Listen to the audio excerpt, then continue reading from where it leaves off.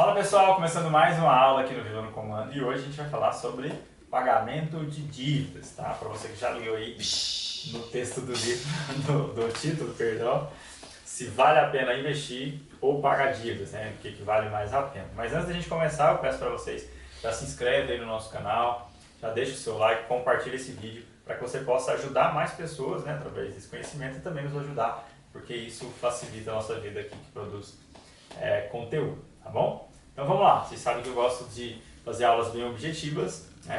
Então já vou responder de cara, né? Não vou ficar falando, no final eu respondo a pergunta, né? Não vou ficar fazendo isso, segura na audiência. O que vale mais a pena, pagar dívidas ou investir? Por mais que pareça óbvio, tá? Tem muita gente que não sabe ou muita gente que finge não saber. Ou seja, vale mais a pena você pagar todas as suas dívidas. Eu vou explicar o porquê. Não existe nenhum tipo de investimento que consiga pagar mais do que o juro da dívida. Eu anotei aqui a média de 2024, colocando aí uma média entre cheque especial e cartão de crédito, foi de 7,96% ao mês de juro. Então, qual investimento que você vai fazer que vai te dar 7,96% de juro, né, para empatar com a sua dívida? Não existe. Tá? Rafael, mas tem o Bitcoin. Rafael, não, isso tudo é exceção e é variável. Tá? Se você me garantir que o seu dinheiro no Bitcoin vai te dar 7,96% durante o ano todo, né, para você não precisar pagar as suas dívidas, beleza. Mas como não tem como garantir, não faz o menor sentido usar esse exemplo. Tá? E vocês sabem que aqui a gente não usa exemplo de exceção. Tá? Para mim, exemplo de exceção é o exemplo do burro, é o cara que não quer encarar a realidade. A gente fala de termos gerais, tá? É óbvio, tudo que você for ensinar ou aprender, vai existir exceção, mas se você se pautar na exceção, exemplo, eu vou andar de carro lá a 200 por hora sem cinto. A chance de morrer é alta? Mas fulano fez isso e não morreu. Tá, então faz até o dia que você vai morrer. Então, da mesma forma. Então, vamos lá. Vale mais a pena pagar as suas dívidas do que investir, certo? E como que você faz para poder pagar as suas dívidas? Primeiro, todo investimento que você tiver, liquida tudo e abaixe da sua dívida, tá? Não adianta. É a mesma coisa que você está fazendo aí o famoso moonwalk do Michael Jackson. Você está andando de frente, mas andando para trás. Você está de frente, mas andando para trás. Por quê? Você acha que está ganhando dinheiro com o seu investimento, mas no seu balanço patrimonial, as suas dívidas elas estão te tirando bem mais, tá? De juros. Então você está no negativo em relação ao juro mensal.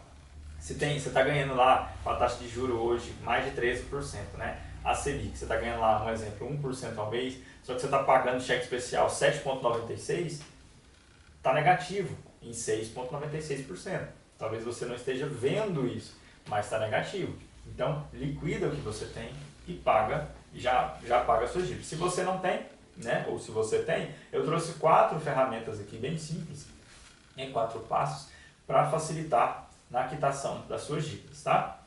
Primeiro delas, faça um raio-x das suas contas e renegocie as suas dívidas. Rafael, como assim? Como que você vai tratar um problema sem que você descubra qual o tamanho dele? Da mesma forma que você vai, por exemplo, eu estou com uma dor no joelho. Você vai ao médico e o médico ele vai pedir um exame, né? Às vezes até um raio-x, como o exemplo que a gente está utilizando.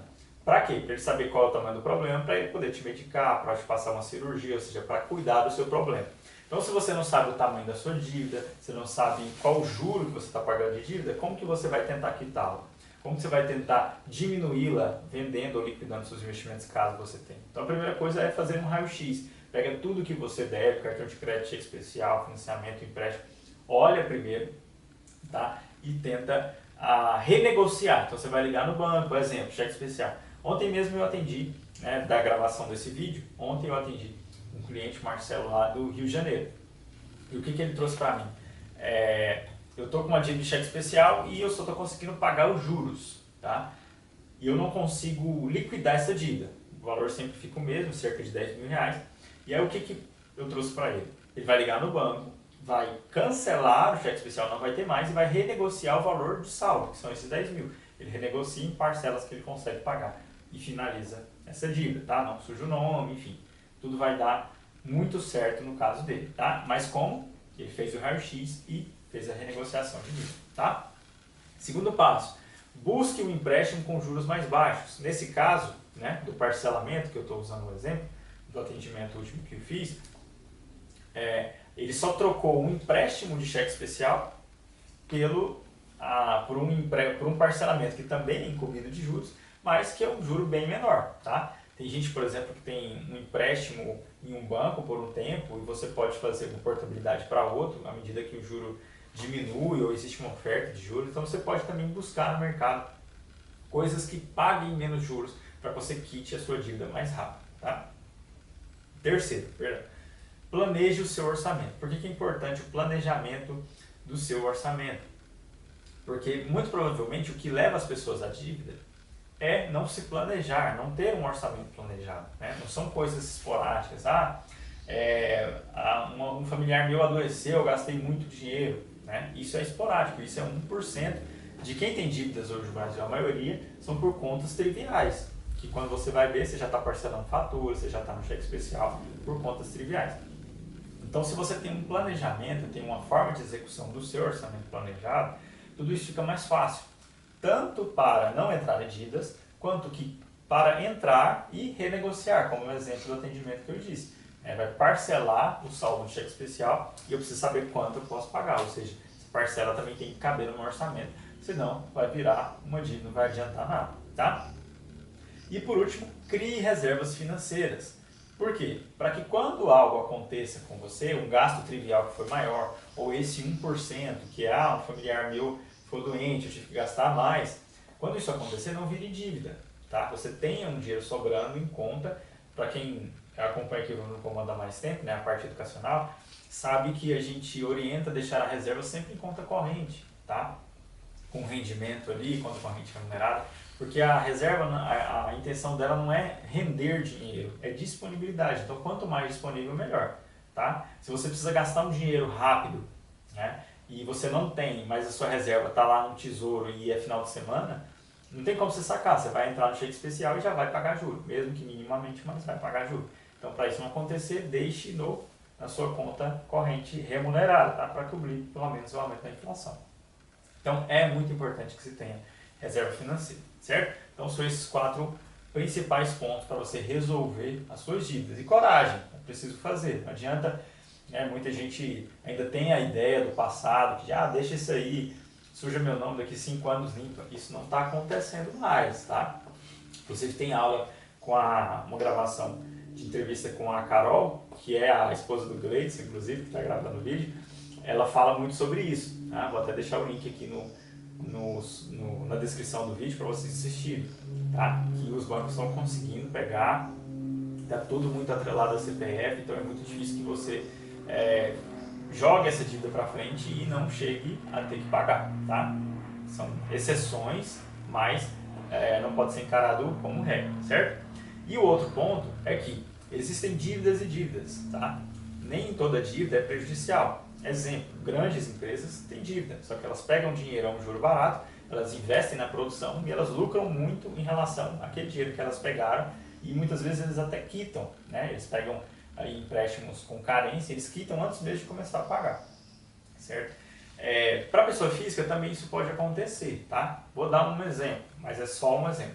Se eu tenho um financiamento de uma casa própria que ainda demora 20 anos para pagar, eu vou quitar esse financiamento em 20 anos para depois começar a investir? Não, dá para fazer as duas coisas. Por quê? Mesmo que você esteja gastando um pouco a mais com o financiamento da casa própria, nesse exemplo, você está fazendo algo de benéfico, porque o imóvel ele valoriza, é um imóvel seu, tá? Não estou advogando em prol do financiamento, estou advogando em prol da causa que leva ao financiamento, certo?